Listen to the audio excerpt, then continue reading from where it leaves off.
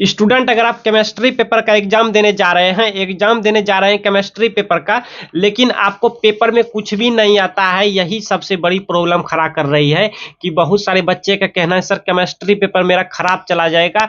बहुत सारे बच्चे केमिस्ट्री पेपर में फेल हो जाते हैं। जी हाँ, केमिस्ट्री पेपर ऐसा है ना, ऐसा केमिस्ट्री पेपर है, रसायन विज्ञान केमिस्ट्री पेपर ऐसा है कि भाई बहुत सारे बच्चे इसी में फेल हो जाते हैं। ठीक है, तो इस साल भी बहुत सारे बच्चे फेल हो जाएंगे केमिस्ट्री पेपर में, इसीलिए यही सब देखते हुए, यही सब सोचते हुए मैं यहाँ पे एक केमिस्ट्री का ये वीडियो बना रहा हूँ। इसमें आपको बताऊंगा कि अगर आपको कुछ भी नहीं आता केमिस्ट्री पेपर में, बिना तैयारी के, आपका अच्छे से तैयारी नहीं हो सका, बिना तैयारी के आप लोग केमिस्ट्री पेपर में कैसे अच्छे खासे नंबर से पास होंगे, अच्छे नंबर से कैसे पास होंगे। आपको कुछ भी नहीं आता केमिस्ट्री पेपर में ना, नो टेंशन भाई, क्योंकि मैंने आपका कमेंट देखा है, बहुत सारे बच्चे का कमेंट देखा है, इंस्टाग्राम यूट्यूब हर जगह कमेंट देखा है मैंने। उसमें लिखा था कि सर केमिस्ट्री पेपर में फेल हो जाएंगे सर, बचा लीजिए मुझे फेल होने से सर। कोई बच्चा कह रहा था सर केमिस्ट्री पेपर में मेरा अच्छे से तैयारी नहीं हो सका, किसी कारण तैयारी नहीं हो सका सर, लगता है बहुत सारा नंबर कम आएगा केमिस्ट्री पेपर में। तो ऐसे बच्चों को डरने की जरूरत नहीं है, घबराने की जरूरत नहीं है। स्टूडेंट अगर आपका भी केमिस्ट्री पेपर में तैयारी नहीं हो सका है, फेल होने से बचना चाहते हैं, दिल से भाई बोल रहा हूँ, सच में आप फेल होने से बचना चाहते हैं, तो ये वीडियो आपके लिए ही स्पेशल हम बनाए जा रहे हैं। परीक्षा देने से पहले अगर आप 1 घंटे 2 घंटे या 10-15 मिनट भी ये पहले वीडियो देख रहे हैं ना, तो भाई बहुत लक्की हैं आप जो इस वीडियो पे क्लिक कर दिया है। केमिस्ट्री पेपर में आपको कुछ भी नहीं आता है, यहाँ पे देखिए बहुत चीज बोल रहा है, यहाँ पे देखिए IUPAC के नाम बोल रहा है, बहुत सारे यहाँ पे बोल रहा है, आपको रिएक्शन वगैरह कुछ भी नहीं आता है, सब हो जाएगा, इस ट्रिक से हो जाएगा। मैं इस वीडियो में आपको बताने जा रहा हूँ, बस इस वीडियो को एंड तक देख लेना यार, आप अच्छे खासे नंबर से पास हो जाएंगे। ठीक है, और कौन कौन सा क्वेश्चन आपके केमिस्ट्री पेपर में इस बार आने वाले हैं वो भी मैं बता दूंगा। ठीक है, वो भी मैं बता देता हूँ यार, चलो अच्छा होगा, मेरे द्वारा अगर आपका भला होता है तो मुझे भी खुशी होता है। तो मैं इस बार बता दूंगा इस वीडियो में कि कौन कौन सा क्वेश्चन इस साल आपके परीक्षा में आने वाले हैं। ठीक है, तो चलिए इस वीडियो को पूरा देखना यार, बहुत अच्छा वीडियो है, ऐसा वीडियो पूरे यूट्यूब पे कहीं नहीं मिलेगा। ठीक है, 4-5 क्वेश्चन पेपर लेके बताएंगे कि कौन कौन सा क्वेश्चन आपकी परीक्षा में आएंगे और कौन कौन सा क्वेश्चन आपको नहीं आए तो कैसे बनाना है। ठीक है, सारी चीज मैं बता दूंगा। अगर आप इस वीडियो को देख लेते हैं ना अंत तक, तो आपका 20 से 30-40 नंबर ज्यादा आएगा। ठीक है, जहां आपका 40 नंबर आने वाला है तो आपका सीधे 80 नंबर आएगा, 70 नंबर आ जाएगा, 60 नंबर आएगा, इस तरह से आपका नंबर मतलब बहुत अच्छा होने वाला है। ठीक है, तो इस वीडियो को अंत तक देख लेना यार। शून्य कोटि का विक्रिया है, प्रथम, यहाँ पे प्रथम स्थिरांक है, बहुत सारा है। इस वीडियो को चलिए स्टार्ट करते हैं, लेकिन आगे बढ़ने से पहले हर वीडियो की तरह इस वीडियो को एक लाइक दे दीजिए, एक लाइक दे दीजिए। चलिए वीडियो स्टार्ट करते हैं। स्टूडेंट अगर सब्सक्राइब नहीं किए तो एग्जाम के बाद भी मैं बहुत सारा काम आऊंगा, सब्सक्राइब कर लेना यार।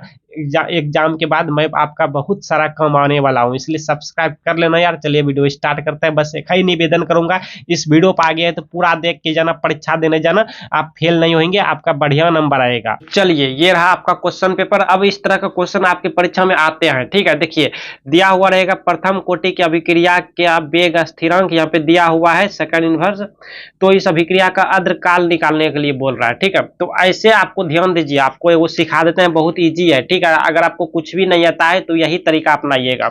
एक मैं यहाँ पे आंसर शीट ले लिया है आपका सिखाने के लिए। देखिए जैसे जैसे मैं करूंगा ना वैसे वैसे आप परीक्षा में कीजिएगा, आपका एकदम बहुत मस्त नंबर होने वाला है। देखिए सबसे पहले जो दिया हुआ है उसको लिखेंगे, लेकिन उससे उससे पहले आप लोग यहाँ पे लिखिएगा प्रश्न उत्तर संख्या, प्रश्नोत्तर संख्या। कॉपी कैसे लिखेंगे ये भी मैं बता रहा हूँ। ठीक है, लेकिन पहले बता देता हूँ कि अगर आपको कुछ भी नहीं आए तो आप लोग कैसे फेल होने से बचेंगे और बढ़िया नंबर से कैसे पास होंगे, ये मैं बता रहा हूँ। स्केल लेना है, ठीक है, स्केल से कीजिएगा, स्केल लेके ऐसे अंडरलाइन कर दीजिएगा। ठीक है, और यहाँ पे लिख दीजिएगा हल, जैसे जैसे मैं बता रहा हूं।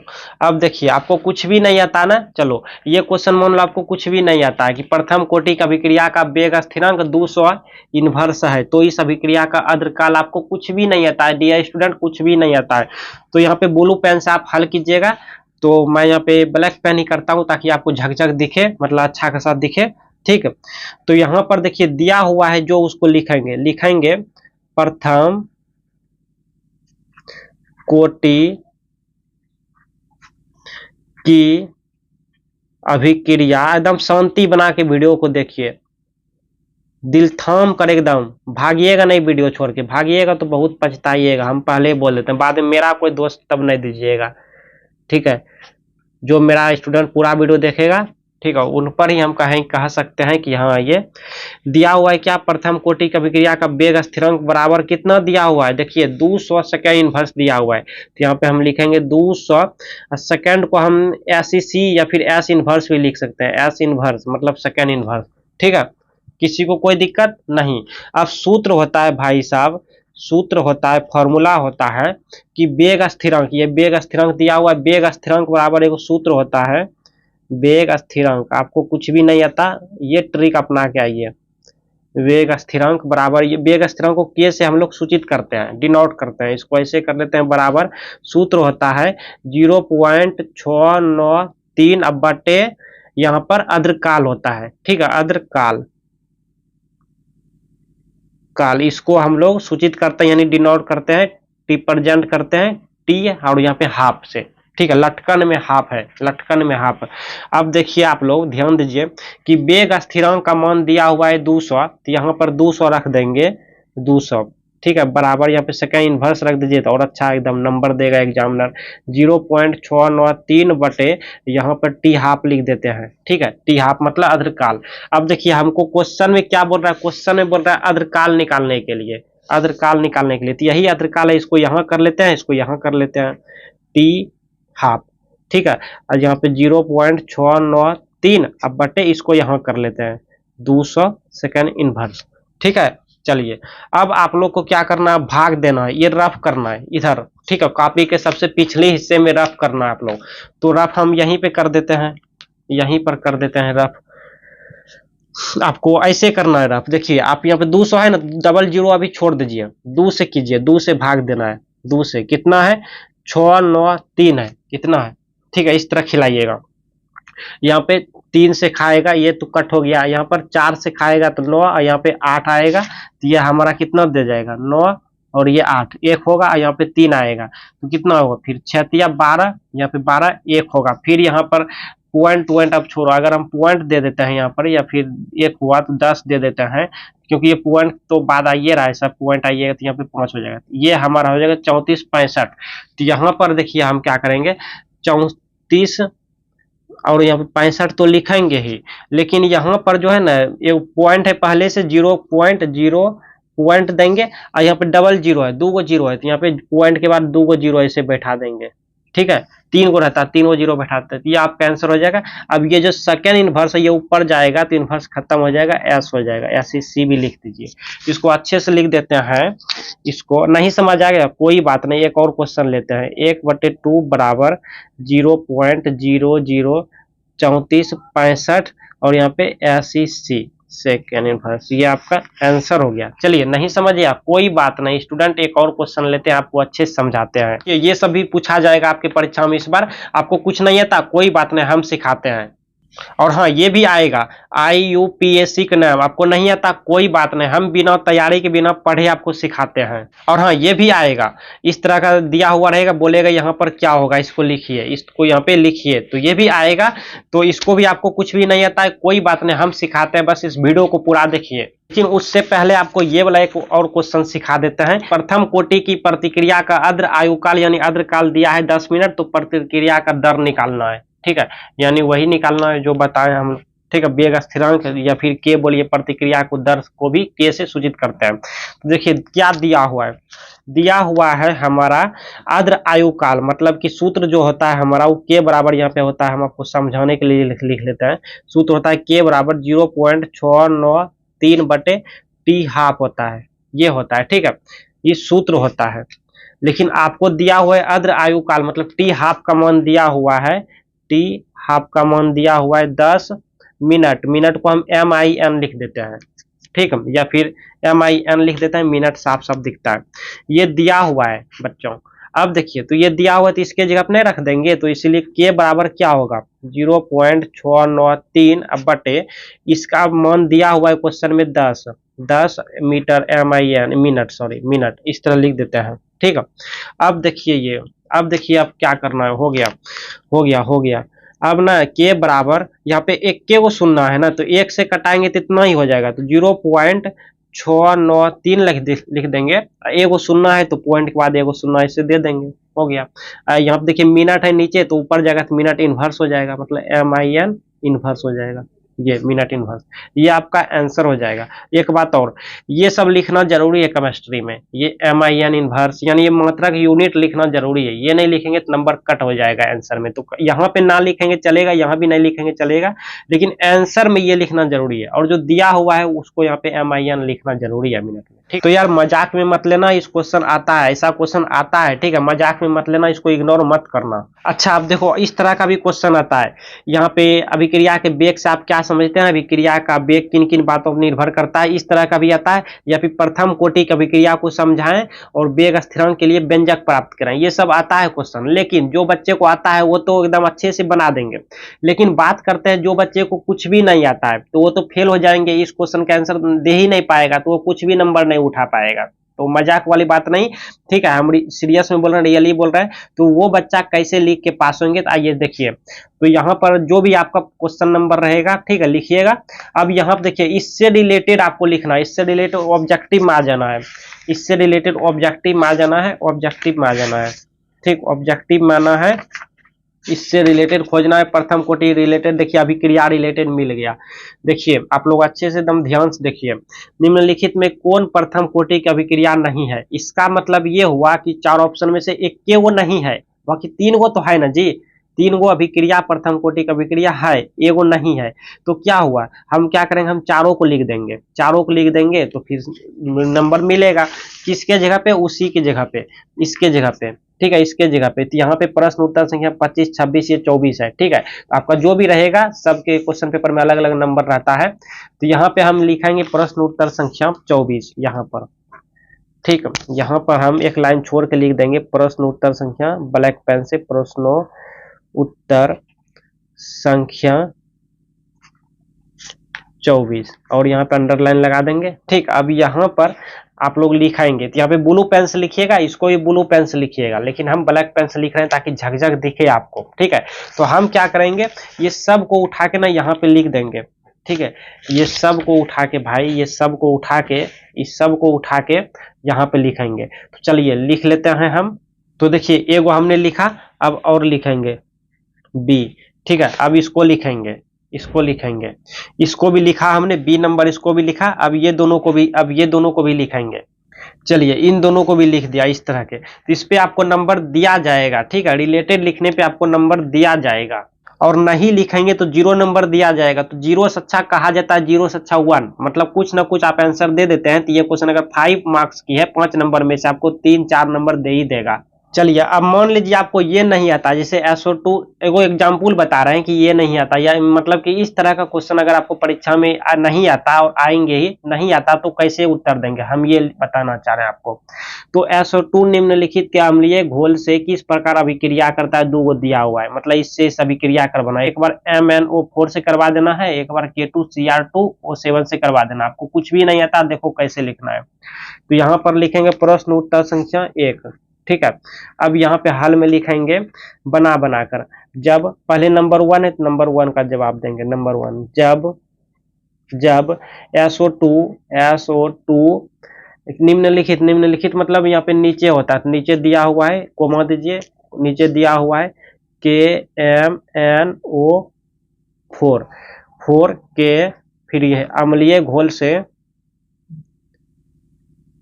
अम्लीय घोल से किस प्रकार अभिक्रिया करता है, तो अम्लीय घोल से अभिक्रिया करता है तब, इस तरह लिखेंगे, ठीक है। अब यहाँ पे देखिए SO2 पहले तो SO2 लिख देंगे, फिर प्लस, फिर KMnO4 है, फिर यहाँ पे प्लस देंगे, क्यों, क्योंकि देखिए किसके साथ कर रहा है, ये और ये तो करेगा ही, लेकिन इतना के अम्लीय घोल से, मतलब ये दोनों को मिलाने बोल रहा है। यानी घोल मतलब क्या, घोल मतलब पानी का घोल, यानी ये दोनों मिला हुआ है, इसके अलावा पानी भी है, ठीक है। ये दोनों मान लीजिए पाउडर है, ठीक है, ये भी पाउडर, ये भी पाउडर, तो घोल बनाने के लिए पानी डालना होगा जी। तो पानी है तो पानी H2O होता है पानी का, तो पानी भी आएगा, ठीक है। अब ऐसे कर देंगे। अब आपको इधर कुछ नहीं आता है तो इतना ही रहने देंगे, लेकिन जो बच्चे को संतुलित समीकरण आता है ना, रासायनिक संतुलित समीकरण, तो वो इसके बाद कर लेगा, वो बच्चा कर सकता है, ठीक है। हाँ, अब दूसरा चलिए 2 नंबर। अब ये वाला K2Cr2O7 से, ठीक है, K2Cr2O7 से कराएंगे, तो यहाँ पे लिखेंगे उसी तरह, जब SO2 यहाँ पे लिख देंगे कोमा देके K2Cr2O7 के अम्लीय घोल से अभिक्रिया करता है तब, इस तरह से, ठीक। अब लिखेंगे SO2 plus K2Cr2O7 plus H2O जल, इतना इतना अगर आप लिख देते हैं तो आपको कुछ ना कुछ नंबर दे दिया जाएगा, स्टूडेंट एग्जामिनर आपको दे देगा, क्योंकि हर एग्जामिनर चाहता है कि मैं बच्चों को नंबर दूं, लेकिन ये नहीं चाहता कि बच्चे का कॉपी सदा खाली निकले, ठीक है, कुछ ना कुछ लिखा रहे, एग्जामिनर ये सोचता है। तो अगर आप इस तरह लिखते हैं तो आपको नंबर दिया जाएगा, आप अच्छे खासे पास होंगे। चलिए और क्वेश्चन आपको समझाते हैं।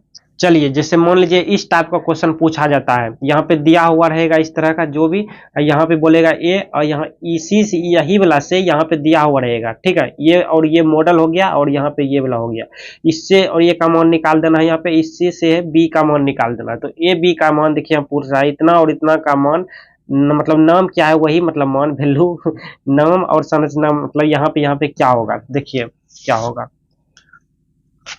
देखिए आप लोग को पहले तो ये लिख देना है, यहाँ पे प्रश्न उत्तर संख्या 6 डाल दीजिएगा, ठीक है। और यहाँ पर लीजिए लिखिएगा C6H6, यहाँ पर Cl2Fe, पहले जैसे है वैसे, इतना कोमा डेल्टा, फिर यहाँ पे ए का मान यहाँ पे निकालने बोल रहा है। तो आपको नहीं आता तो आप क्या कीजिएगा, आप ना इसको लिख दीजिएगा, लेकिन ध्यान रखिएगा C6H यहाँ पर हमेशा H6 है तो यहाँ पे 5 लिखिएगा, ठीक है। और यहाँ पर देखिए आप लोग एगो Cl लिख दीजिएगा, Cl यहाँ का ला दीजिए, यहाँ पे 2 Cl है ना, एगो H दे दिया, प्लस इधर HCl बच जाता है Cl, तो इसका मान यहाँ पे नहीं होगा, ये देखा जाएगा। तो ये जो आपका हो गया, इसका नाम बोल रहा है, इसका नाम और संरचना बोल रहा है, संरचना मान के चलिए यही हो गया, तो नाम अगर क्या होता है, संरचना इसका बनेगा, लेकिन इतना ही रहने देना है। तो नाम हमारा देखिए क्लोरोबेंजीन हो गया, ये क्लोरो हो गया, ये बेंजीन हो गया, क्लोरोबेंजीन, तो यहाँ पे लिख देंगे chlorobenzene, CHLO, chlorobenzene, BENZEN, benzene, chlorobenzene, ये आपका आंसर हो गया। आप इसको हिंदी में लिख सकते हैं, क्लोरोबेंजीन हिंदी में भी लिख सकते हैं, ये तो हो गया। अब यहाँ पे बी की जगह पे तो यही वाला पहले लिखेंगे C6H6, और फिर इस ऐसे एरो पे ये मॉडल चढ़ाएंगे CH3 माइनस Cl, यहाँ पे AlCl3, इतना, ठीक है। अब इसमें भी वही करेंगे, इसमें भी यहाँ पर C6 रखेंगे, H यहाँ पे थोड़ा सा दिमाग लगा लेंगे, ठीक है। H में यहाँ पे ये अगर हम CH3 है ना, तो यहाँ पर क्या करते हैं, CH3 यहाँ पर दे देते हैं CH3, ठीक है। और एगो Cl है तो यहाँ पे Cl लिख देते हैं इस साइड में, इतना हो गया। अब क्या करते हैं, अब यहाँ पर देखिएगा, यहाँ पर अब हम क्या करते हैं कि यहाँ पर 6 में से घटा लेते हैं, यानी यहाँ पे 4 लिख देते हैं, इस तरह से। यहाँ पे इसका आंसर यही हो जाएगा, यही इसका जो नाम बन गया, ये हमारा थोड़ा बनाना होता है, ये जो बन गया ये पी क्लोरोटोइलेंस बन गया, ये पी क्लोरोटोइलेंस का ही मतलब ये सूत्र हो जाता है पी क्लोरोटोइलेंस का। तो ये थोड़ा हार्ड रहा आपके लिए, टफ रहा, इसको याद, पी क्लोरोटोइलेंस, TO टोइलेंस, NC टोइलेंस, ठीक है, पी क्लोरो टोइलेंस हमने तोड़ तोड़ के लिखा ताकि बच्चे को समझ आए। केमिस्ट्री का आप लोग कॉपी कैसे लिखेंगे, देखिए एक बच्चे ने लिखा है, इसको पूरे एकदम नंबर दिया है, इन्होंने एथेनॉल को यहाँ पे देखिए टू द पॉइंट में लिखा, एथेनॉल यहाँ पे पूछा तो एथेनॉल लिख दिया, फिर समान सूत्र पूछा, समान सूत्र लिखा, उदाहरण एगो दे दिया, फिर प्रयोगशाला में अल्कोहल बनाने की तैयारी यहाँ पे लिख दिया बहुत अच्छा से। ऐसा मैं क्यों बोल रहा हूँ, क्योंकि देखिए ऐसा क्वेश्चन पूछता है आपके परीक्षा में, मैं अभी दिखा रहा हूँ, थोड़ा सा वेट कीजिए। देखिए आपके परीक्षा में ना इस तरह का क्वेश्चन पूछा जाता है, देखिए यहाँ पे पूछा है कॉपर के मुख्य अयस्क क्या है, यहाँ पे कॉपर पायराइट से कॉपर का निष्कर्षण कैसे करना, इस तरह का क्वेश्चन पूछा जाता है वो, ठीक है। और दिखाते हैं आप लोग, देखिए ये तो बेकिंग सोडा हो गया, ये बच्चे क्लास 10th का है, ये हम कॉपी उसका भी दिखा देते हैं, देखो क्लास 10th वाला बच्चा कैसे लिखता है, ठीक है।